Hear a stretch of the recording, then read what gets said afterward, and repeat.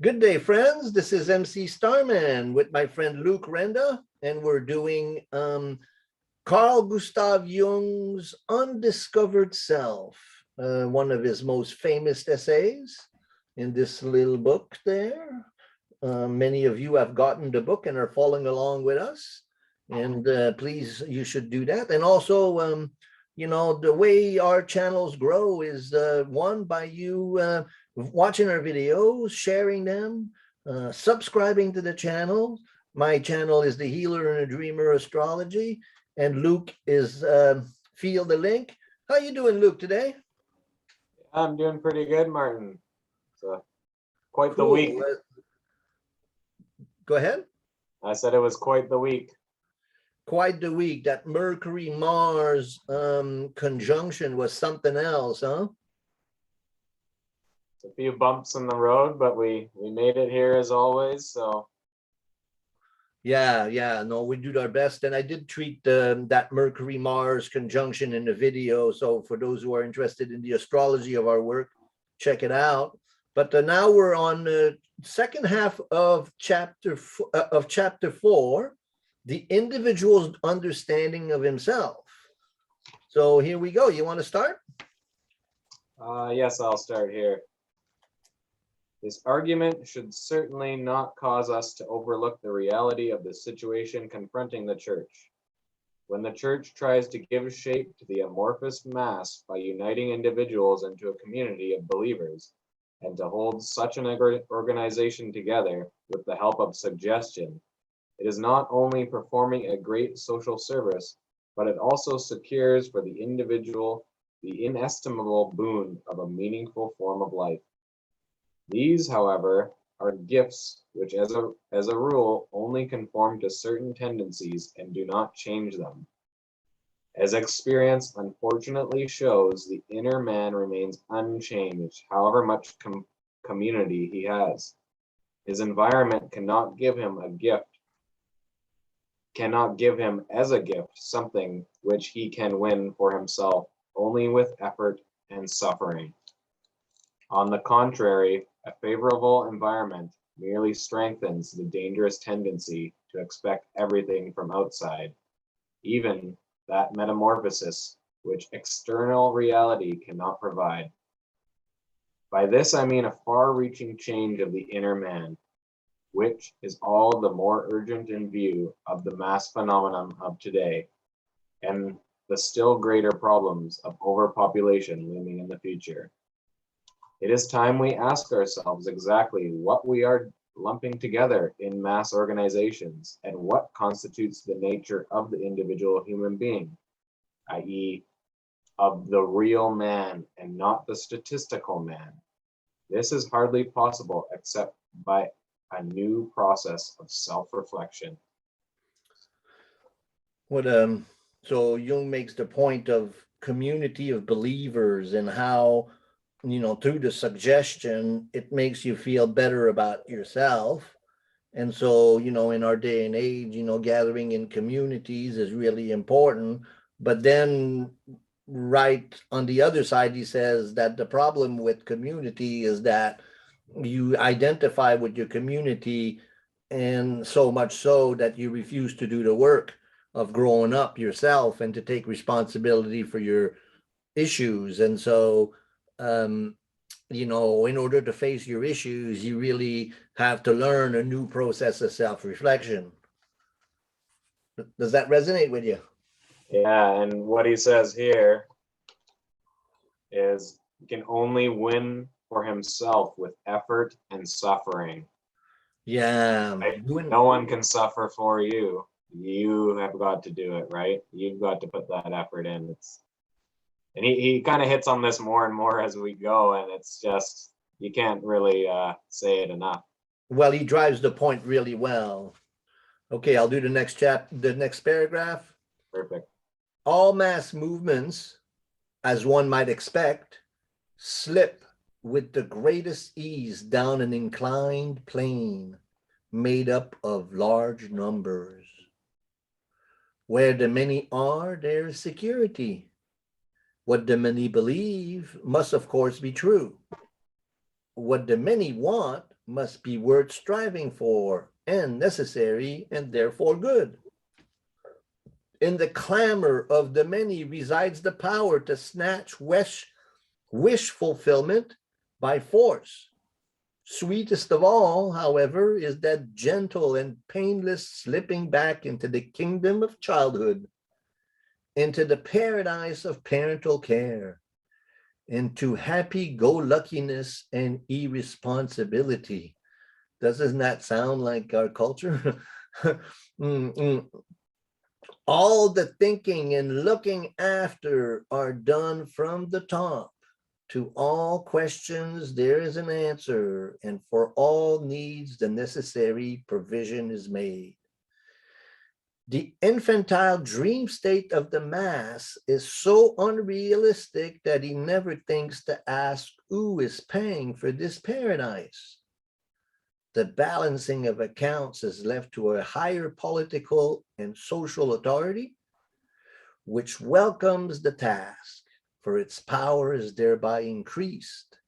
And the more the power it has, the weaker and more helpless the individual becomes.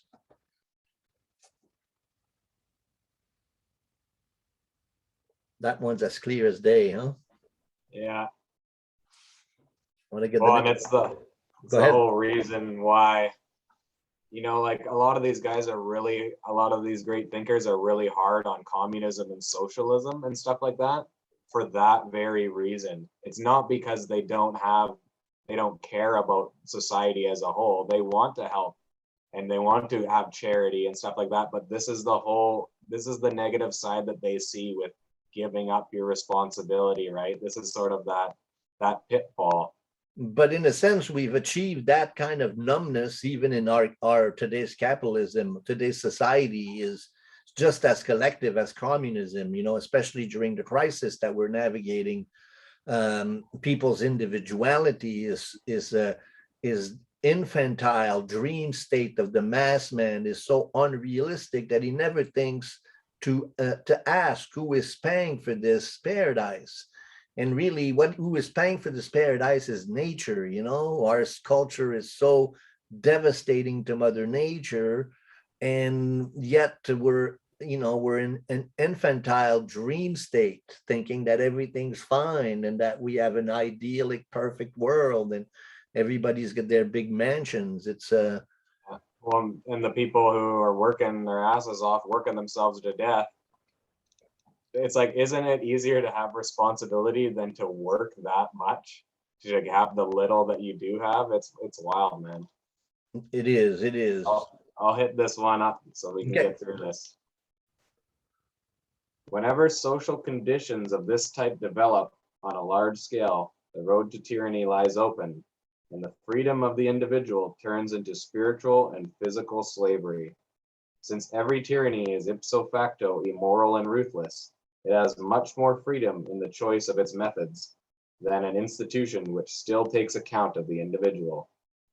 Should such an institution come into conflict with the organized state, it is soon made aware of the very real disadvantage of its morality, and therefore feels compelled to avail itself of the same methods as its opponent. In this way, the evil spreads almost of necessity, even when direct infection might be avoided. The danger of infection is greater when decisive importance is attached to large numbers and to statistical values. As is everywhere the cause in our Western world, the suffocating power of the masses is paraded before our eyes in one form or another every day in the newspapers, and the insignificance of the individual is rubbed into him so thoroughly that he loses all hope of making himself heard. The outworn ideals of liberté, égalité, and fraternité help him not at all, as he can direct this appeal only to his executioners, the spokesman of the masses. And of course, this is before social media. So can you just imagine what that paragraph would say about social media? Oh my God. And yeah, I'll just but the psychic infection spreading, and Jung describes so well what happens in a psychic infection. And so next paragraph, excuse me. Resistance, and this is in italic, resistance to the organized mass can be affected only by the man who is as well organized as in his individuality as the mass itself. I'll repeat that. Resistance to the organized mass can be affected only by the man who is as well organized in his individuality as the mass itself. I fully realize that this proposition must sound well nigh unintelligible to the man of today. The helpful medieval view that man is a microcosm, a reflection of the great cosmos in miniature, has long since dropped away from him, although the very existence of his world-embracing and world-conditioning psyche might have taught him better. Not only is the image of the macrocosm imprinted upon his psychic nature, but he also creates this image for himself on an ever-widening scale. He bears this cosmic correspondence within him by virtue of his reflecting consciousness on the one hand, and on the other, thanks to the hereditary archetypal nature of his instincts, which bind him to his environment. But his instincts not only attach him to the macrocosm, they also, in a sense, tear him apart because his desires pull him in different directions. In this way, he falls into continual conflict with himself and only rarely succeeds in giving his life an undivided goal, for which, as a rule, he must pay very dearly by repressing other sides of his nature. One often has to ask oneself whether this kind of single-mindedness is worth forcing at all, seeing that the natural state of the human psyche consists in a jostling together of its components and in their contradictory behavior. That is, in a certain degree of dissociation. The Buddhist name for this is the attachment to the 10,000 things. Such a condition cries out for order and synthesis. So the only way one can resist the mass psychosis is by being just as organized in your definition of who you are.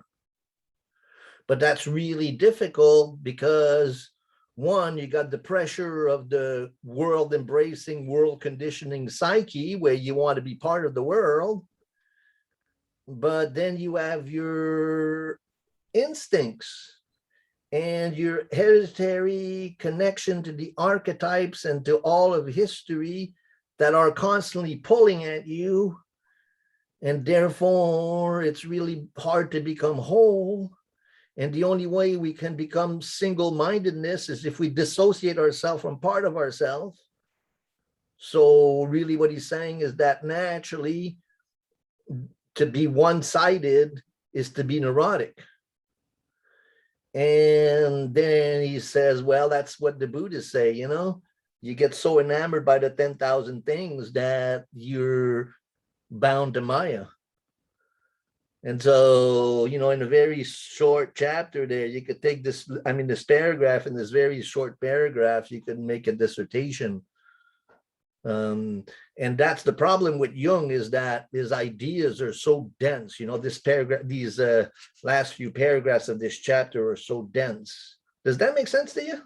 Yeah, well, he nails it in this one sentence here. Do you mind if I repeat it? Please.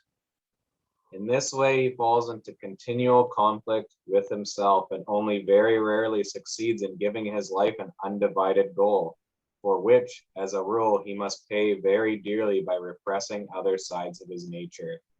That's exactly what you were just saying there, right?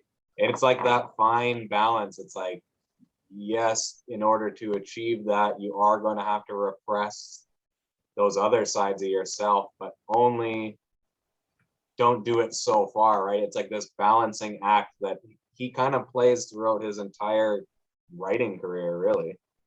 It's that he just emphasizes that too. Like, it's a fine balance between the sage and the psychopath, right? It's like that fine balance between the psychosis and the enlightenment that he seeks, you know? Right, And right. they're very similar in nature, that detachment, you know, that you must have, but you don't want to be detached to the point where you're not empathetic anymore either, right? Exactly, exactly. Cool. Okay, cool. That makes sense. Yeah, All right, here I'm going to continue. yeah. Just as the chaotic movements of the crowd, all ending in mutual frustration, are impelled in a definite direction by a dictatorial will, so the individual in his disassociated state needs a directing and ordering principle. Ego consciousness would like to let its own will play this role, but overlooks the existence of powerful unconscious factors which thwart its intentions. If it wants to reach the goal of synthesis, it must first get to know the nature of these factors. It must experience them, or else it must possess a numinous symbol that expresses them and leads to their synthesis.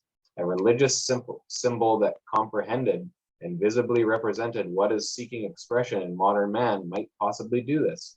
But our conception of the Christian symbol to date has certainly not been able to do so.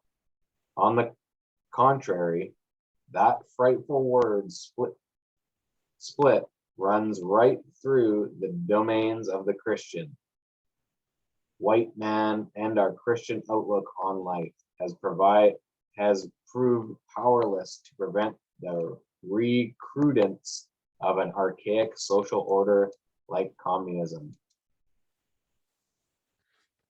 Wow. Yeah, You go ahead. well, I was just gonna say that, like, that symbol, that ordering principle. Joseph Campbell talks about that in one of his books, with like, not the symbol of Christ or the symbol of the king is like an ordering principle. So they would put up like a symbol of like a kingly figure in the room of a patient who needed to have more order in their psyche, and just having that symbol on the wall would actually help them to organize their psyche just by looking at it. Right, right.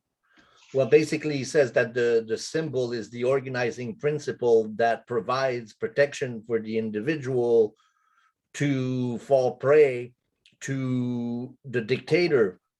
And so then this organizing symbol is in a process of being redefined. And so then in the next paragraph here, Jung offers some thoughts on that. So I'll start with that. This is not to say that Christianity is finished. I am on the contrary convinced that this is not Christianity, but our conception and interpretation of it that has become antiquated in face of the present world situation.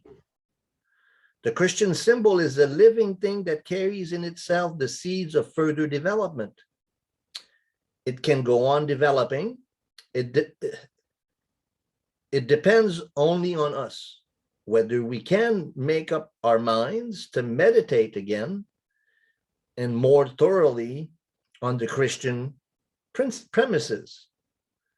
This requires a very different aptitude towards the individual, towards the microcosm of the self, from the one we have adopted hitherto. That is why nobody knows what ways of approach are open to man, what inner experiences he could still pass through, and that psychic facts underlie the religious myth. Overall, this hangs so universal a darkness that no one can see why he should be interested or to what end he should commit himself. Before this problem, we stand helpless.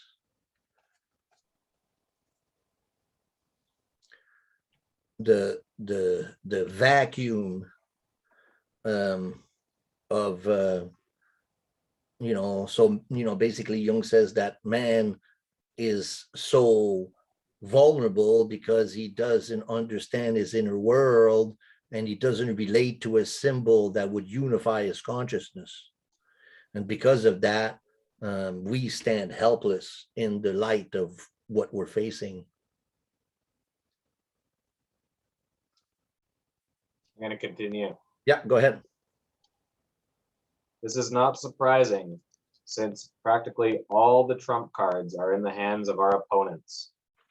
They can appeal to the big battalions and their crushing power. Politics, science, and technology stand ranged on their side. The imposing arguments of science represent the highest degree of intellectual certainty yet achieved by the mind of man. So at least it seems to the man of today, who has received hundredfold enlightenment concerning the backwardness and darkness of past ages and their superstitions, that his teachers have themselves gone seriously astray by making false comparisons between incommensurable factors never enters his head. All the more so as the intellectual elite to whom he puts his questions are almost unanimously agreed that what science regards as impossible today was impossible at all other times as well. Above all, the facts of faith, which might give him the chance of an extra mundane standpoint, are treated in the same context as the facts of science.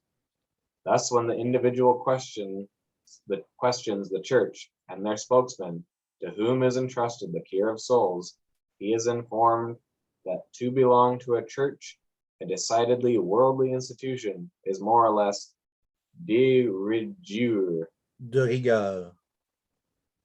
That the facts of faith which have become questionable for him were concrete historical events, that certain ritual actions produce miraculous effects, and that the suffering of Christ have vicariously saved him from sin and its consequences, i.e., eternal damnation.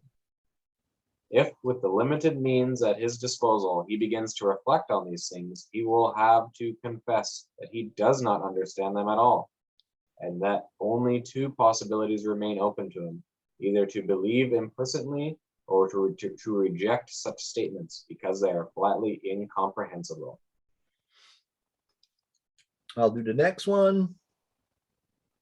Whereas the man of today can easily think about and understand all the truths dished out to him by the state, his understanding of religion is made considerably more difficult owing to the lack of explanation.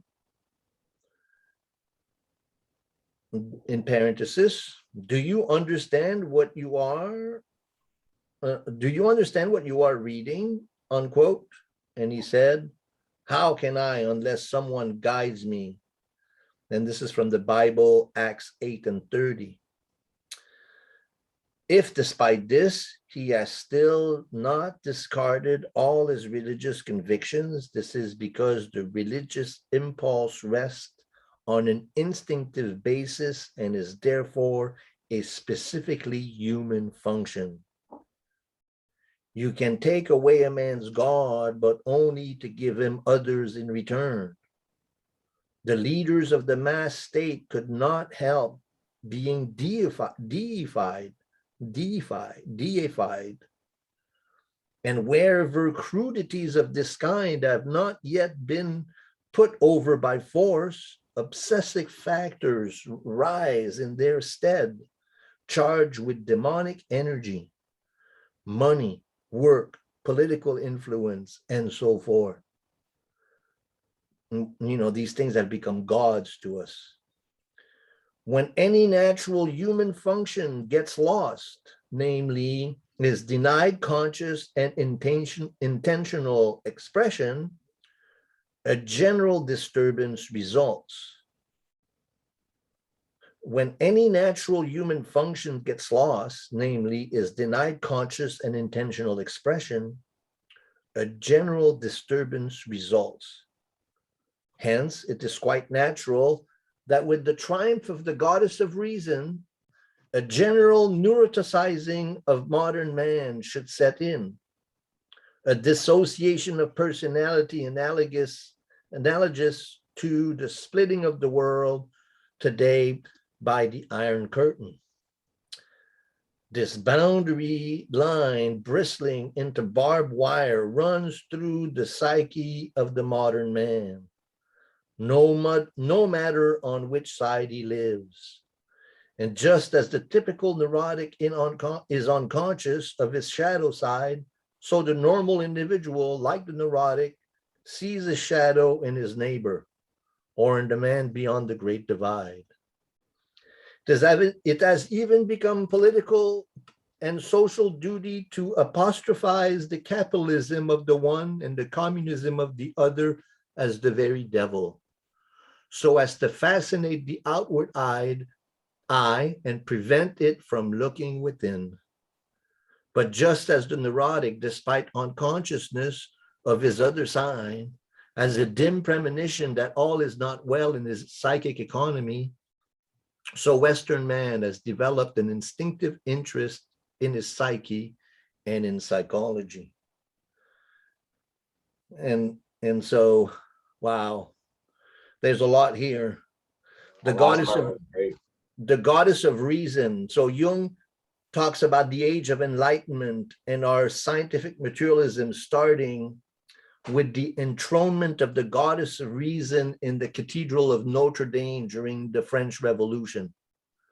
So in the French Revolution, they kicked out Mary out of the Cathedral of Notre Dame, and for a brief time made a big parade and enshrined the goddess of reason. And so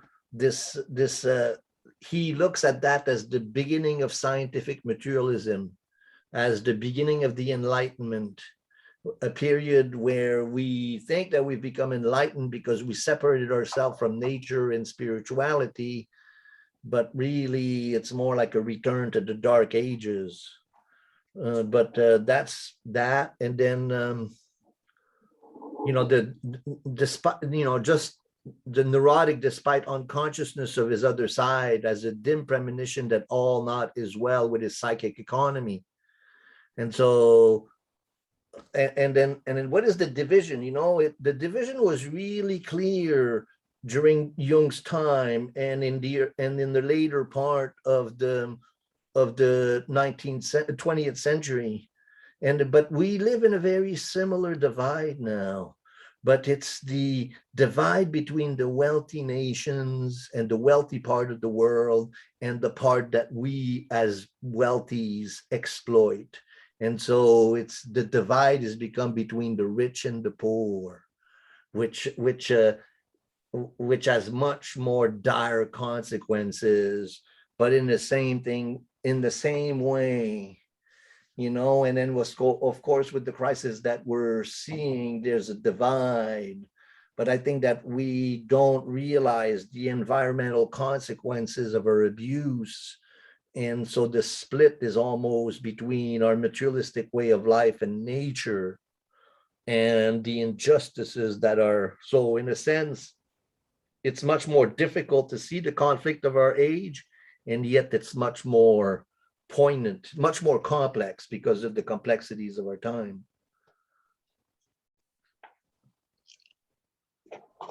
I agree.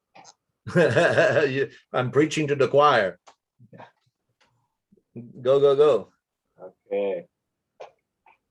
Thus it is that the psychiatrist is summoned willy-nilly to appear on the world stage, and questions are addressed to him, which primarily concern the most intimate and hidden life of the individual, but which in the last analysis are the direct effects of the zeitgeist. Because of its personal symptomatology, this material is usually considered to be neurotic, and rightly so, since it is made up of infantile fantasies which ill accord with the contents of an adult psyche, and are therefore represented by our moral judgment, insofar as they reach consciousness at all.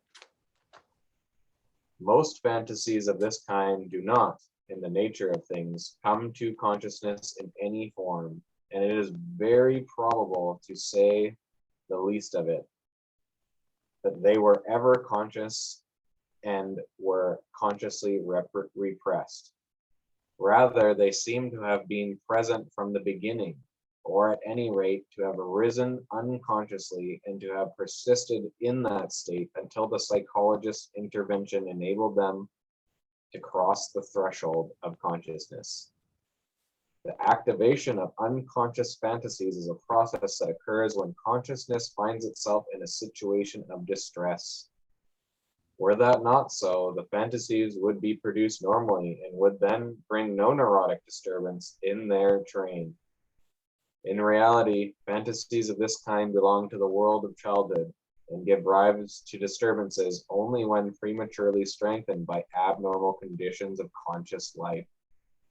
This is particularly likely to happen when unfavorable influences emanate from the parents, poisoning the atmosphere and producing conflicts which upset the psychic balance of the child. Oof, that's a tough one, this whole paragraph, eh? Well, it's actually it really breaks down Jungian psychology in such a beautiful way. So what he's saying basically is that the zeitgeist is the spirit of our times. And he says that the psychiatrist is being asked to comment on the individual neurosis, but really the neurosis is collective. And that's really important when you're doing work with an individual, that his neurosis is a collective neurosis in essence, but he takes it very personally. And so then the psychologist has to point out that, hey, you're sick because you live in a sick society. And so that's really when to understand the root of our psychosis. And then when we live in a sick society, sometimes disturbance occur when we have a breakdown and infantile stuff comes up, where we start acting like children, or our childhood trauma comes up. And that's really important, is to realize that the childhood trauma is a collective trauma that's been passed on to us personally. In other words, our parents are victims of their times just as we are victims of our times. And so in dealing with a neurotic, with dealing with a neurosis, with dealing with these disturbances, we have to understand that in essence, they are due to this collective psychosis that we live in. And to learn to see that is the first thing in analysis and in work that you're doing with a person, is to realize that what you're working at and what you're trying to heal is the society that you're living in and the effect it has on you and what your childhood trauma brings up to you. The childhood trauma is not the cause of your neurosis. Your neurosis is to find your full individuality and to contribute to the world in a healthy way. Does that make sense? Does that explain it? Yeah. Well, and I like the part where he says, these things did not become conscious and then you repress them. It's like they were never conscious to begin with until the work became, until the analysis and the analyst brought it up, right? So it's not, there's a difference between something you've repressed and then something that was never conscious to begin with. I think that's an important point. This material rises up in the unconscious and starts dominating consciousness. And then you go, because of the pain, you go to the analyst and you think, well, what happened? Why am I suffering like that? And then the analyst will go back to the childhood trauma and see the childhood trauma. A lot of people will say that's where the problem is, but no, it's ancestral, it's passed on.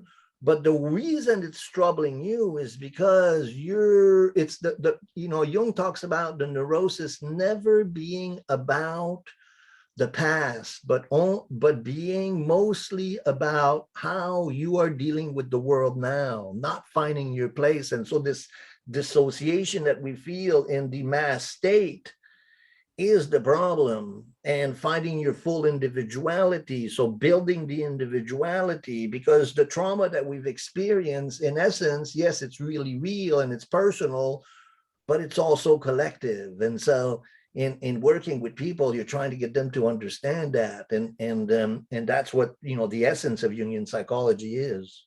Well, teleology or whatever he calls it, right? Teleological, yeah, to find the real source of the problem. I'll read the next paragraph because he expands upon that. We have 3 more paragraphs, and we're almost there. This last paragraph was just gold, and then this one too. So when a neurosis breaks out in an adult, the fantasy world of childhood reappears, and one is tempted to explain the onset of the neurosis causally. Oh, that's the childhood trauma, as due to the presence of infantile fantasies. But that does not explain why the fantasies did not develop any pathological effects during the interim period. These effects developed only when the individual is faced with a situation which he cannot overcome by conscious means. The resultant standstill in the development of personality opens a sluice for infantile fantasies, which of course are latent in everybody, but do not display any activity so long as the conscious personality can continue on its way unimpeded.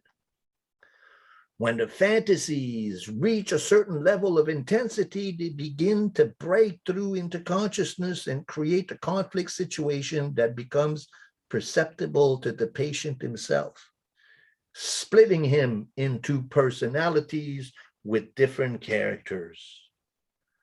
The dissociation, however, has been prepared long before in the unconscious, when the energy flowing off from consciousness became unused, reinforced the negative qualities of the unconscious, and particularly the infantile traits of the personality.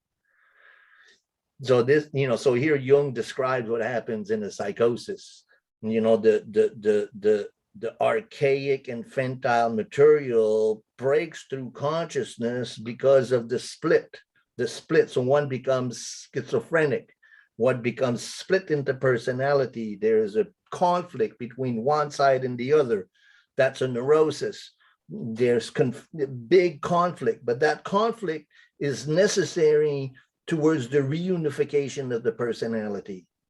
And so in that sense, it's the part of healing the psyche, which again, this is, in 2 short paragraphs there, Jung explains the psychology really clearly, and the next one really gives us more insight into this process. Can I read this last sentence again here? Please, please. The disassociation, however, had been prepared long before in the unconscious, when the energy flowing off from consciousness, because unused, reinforced the negative qualities of the unconscious, and particularly the infantile traits of the personality. So interesting how that unused psychic energy from consciousness is fueling these unconscious neuroses. It's just absolutely amazing. Well, and also the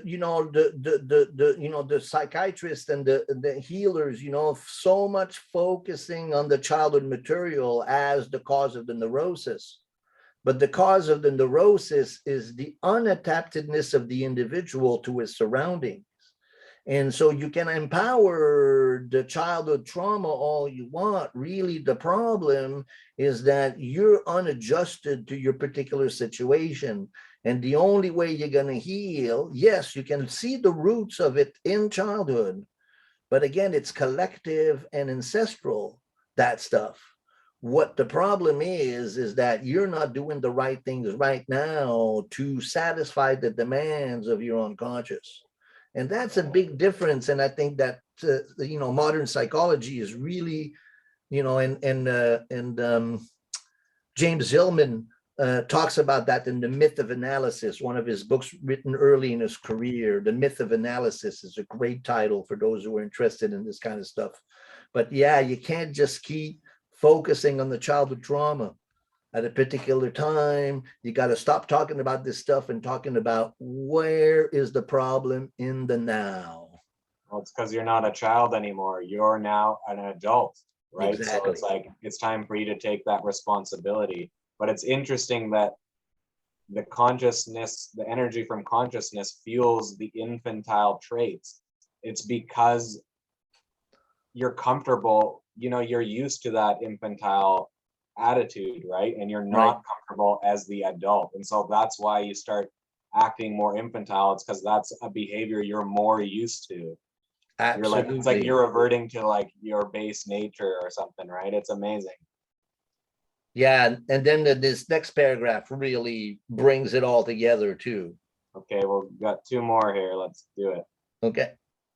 Since the normal fantasies of a child are nothing other at bottom than the imagination of the instincts, and may thus be regarded as preliminary exercises in the use of future unconscious activities, it follows that the fantasies of the neurotic, even though pathologically altered and perhaps perverted by the regression of energy, contains a core of normal instinct, the hallmark of which is adaptedness. Wow, that's one sentence. Holy fuck, there's so much in that sentence, huh? Keep going. It's crazy. A neurotic illness always implies an unadapted alteration and distortion of normal dynamism and of the imagination proper to them. Instincts, however, are highly conservative and of extreme antiquity as regards both their dynamism and their form. Their form, when represented to the mind, appears as an image, which expresses the nature of the instinct impulse visually and concretely, like a picture. If we could look into the psyche of the yucca moth, for instance, we would find in it a pattern of ideas of a numinous or fascinating character, which not only compels the moth to carry out its fertilizing activity of the yucca plant, but helps it to recognize the total situation. Instinct is anything but a blind and indefinite impulse, since it proves to be attuned and adapted to a definite external situation. This latter circumstance gives it specific and irreducible form. Just as instinct is original and hereditary, so too its form is age-old, that is to say, archetypal. It is even older and more conservative than the body's form. And so this is a definition of what an archetype is. And Jung uses instincts and archetype to mean the same thing. There are a priori psychological forms within the psyche that govern the principles of action in the world. This instinct to become whole as a human being, this instinct to defend yourself, the instinct to procreate, the mother archetype, the warrior archetype, the wise man archetype. Those are all archetypes that are instinctual in our nature. And because we are dissociated from this archetype, then we become neurotic. Because we don't have a relationship with this instinctual nature. We have fought nature to repress instinctual needs. And that's what and that's where Jung's work really becomes really clear, is that, yes, it's not in the childhood stuff. It's not in the ancestral stuff. It's not in the society that your problem is. Your problem is that you're dissociated from your instinctual nature. And you need to give a voice to the archetypes, and the archetypes are voiced through the symbol. These three paragraphs there. Wow, there's one more, but they really define his work, and I think it really defines his work. This actual whole chapter really has a lot of is showing you what his analytical psychology is like. But those instincts, like, that's kind of the stuff he got from Freud and Adler. Like, that's almost the main takeaway he got from them in a way, right? Is this stuff that he then put into such a beautiful way, like he said right here with these archetypes. It's absolutely amazing. Well, the word archetype, I mean, this is not new. You know, he got that out of Plato's work, and also out of um, um, what is it? Augustine, Saint Augustine, in the 7th century. Powerful Christian scholar. So these archetypes, they are forms, they're psychic forms. We call them gods, and then we can also call them instincts. So what an amazing. Is it my turn or your turn? No. It's your turn. Okay, this is the last paragraph, and then we'll have a nice little discussion. So these biological considerations naturally apply also to Homo sapiens, who still remains within the framework of general biology despite the possession of consciousness, will, and reason. The fact that our conscious activity is rooted in instinct and derives from it its dynamism, as well as the basic features of its ideational form, has the same significance for human psychology as for all other members of the animal kingdom. In other words, the human is instinctual. He is an animal, but also instinct is soul. Like Jung says, psyche is blood and bones. So psyche is also biology. Human knowledge consists essentially in the constant adaptation of the primordial patterns of ideas that were given us a priori.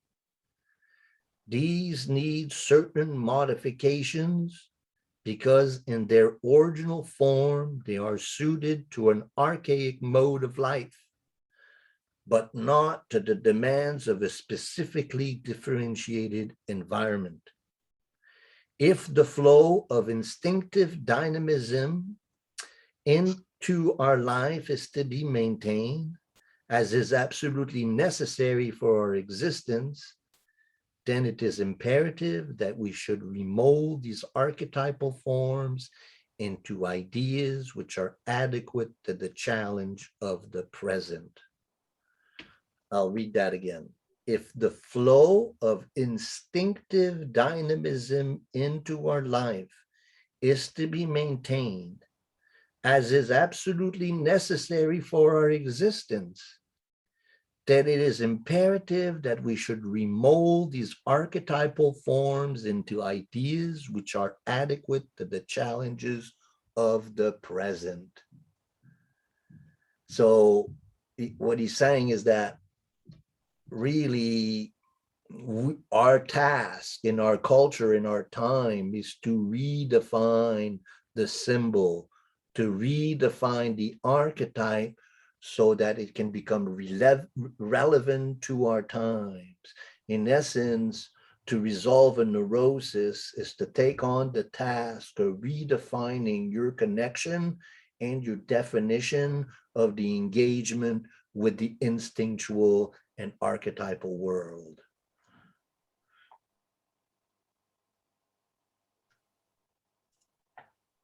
And the symbols, it's like the way he describes archetypes, I'm trying to think of what essay it's in, but he describes them as like symbol forming structures. Like you never see the archetype, but you only see the symbols that that archetype produces. And that's like your relationship with it, right? Like when these symbols are coming up from these archetypes, it's like that's its way of communicating, obviously. And it's just, the redefining of these archetypes and these symbols is what is needed. Like that's when I said in one of the earlier things we did, where you kind of felt like, not that Christianity fell short, but that it kind of needed a like it needed like a renovation almost, right? Like a new understanding of that myth in a way Yes. that is relevant to our times, you know? If you want to study this further in Jung's work, you're talking about volume 6, 7, 8, and 9 also, where Jung really talks about defining his ideas, archetypes, archetypes of the collective unconscious, symbols of transformation. Right. Those volumes define these ideas. And what he's doing here, again, this is, written in 1957, just a few years before he died. And they're this essay is kind of a summary of his work, so we've gone through 4 chapters now. So chapter 1 was the plight of the individual in modern society. Then we went through religion as the counterbalance to mass-mindedness, and then the position of the West in the question of religion. And then now we just did the individual's understanding of himself. And then next is this philosophical and the psychological approach to life. So now he's building his case clearly, building his psychology. And then in the next few chapters, he kind of, really establishes. Chapter 6 is a self-knowledge. And then the last chapter, which is a very brief one, is the meaning of self-knowledge. And so, this is kind of a lawyer building his case, and at the end, he's going to rest his case, and so what a beautiful opportunity to discuss these ideas with you, my friend. Yeah, it's actually really nice. Again, both of us have read this multiple times, and I'm getting even more out of it, having these discussions and reading them aloud. And yeah, it's great. I hope it's beneficial for people who watch. Yeah, I hope so. And we have quite a few people that have been engaging, and your questions and your comments are really valuable. These, what do you call these guys? These, the things that rule the internet, like the algorithms. Yes, the algorithms. The algorithms, they're massaged by comments and likes and shares and people, friending us and subscribing to our channels. And so in that sense, we're really dependent on you, our audience, to massage the algorithms and to get our material to rise so that it gets exposure. Seems like we're getting somewhere from the comments that we're getting. And again, if you have a question you want just to ask us, I can, like Carol asked a question the other day about what is the what is the archetype, what is the relationship between symbol and archetype? And I kind of just explained that in a way. Well, the symbol is the voice of the archetype. The archetype expresses itself through the symbol. The symbol has a numinous charge. It's charged with spirit, and that spirit is the archetype. So then symbol and archetype and instinct, they're really related to each other. And so those kind of questions are gold for us. And so thank you, Carol, for asking these beautiful questions. Yeah. Yeah, and maybe when we're done this, the rest of the chapters at the end, we can have like a conclusion and we could answer all those questions and have a bit of an open discussion about it.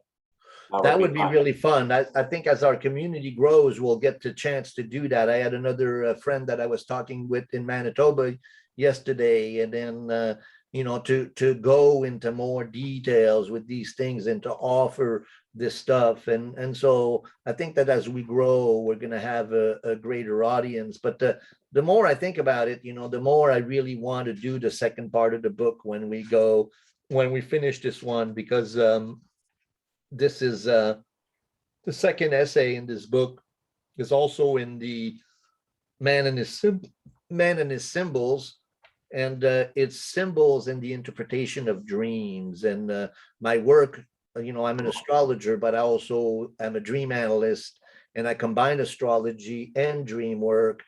And that, it's a little bit longer essay, but I'd love to do that with you or with someone else, because there's a lot of gold in, and I think that these two essays, they're both later parts of Jung's work. Man and His Symbols was written at the, exactly at the end of his life, and here is the definitive information on dream analysis, and I think that that would be a great way to resource people. But I know you have other ideas too. You wanted to do so many different things. So 1 week at a time, maybe we'll start doing 2 videos every week. I know it's tough for me doing 2 videos. I'm sticking with this one now, and the other videos, the one I put out on my own channel, I'm doing it at midnight or 12:30, and I got to get up at 6 in the morning with my kids and all that. So I'm sticking with one for now, but as the winter goes, I'll get more time to do more videos. I think the slow and steady, this was my best week on my channel, got lots of views, and I posted 4 videos this week. And so about 3, I one every other day is what I'm trying to do, just to build things up, because the algorithms react to new material more than they react to old material. And so if you keep posting, then your stuff keeps going to the top, and the more you post, and so then the algorithms kind of recognized you, and I was looking, I YouTubed Jung and saw, and my stuff doesn't come up, for forever. But if we keep, commenting, keep posting, keep, then gradually you climb up the scale there, and people, and then you can have some success. But it's a process, and one day at a time. More and more dedicated followers and stuff like that. They all spread it around too. And I'm going to have a few guests on coming up in the future, and they have a pretty big following, and maybe that will kind of lead people to your work in that kind of way. So that'd be great. Yeah, I think that that's the key to it all, is to keep showing up, and to keeping delivering good material, and to form a posse, a community, and so well, it's been awesome. Awesome. We'll form our tribe, and hopefully we're helping some people, and as well as ourselves. Absolutely. And next week we'll do chapter 5. See you next week. Yeah, that'll be great, man. Look forward to it. Love you, man. Okay, love you too. Thanks for tuning in, you guys. Thanks, everyone. Bye. Bye. Okay.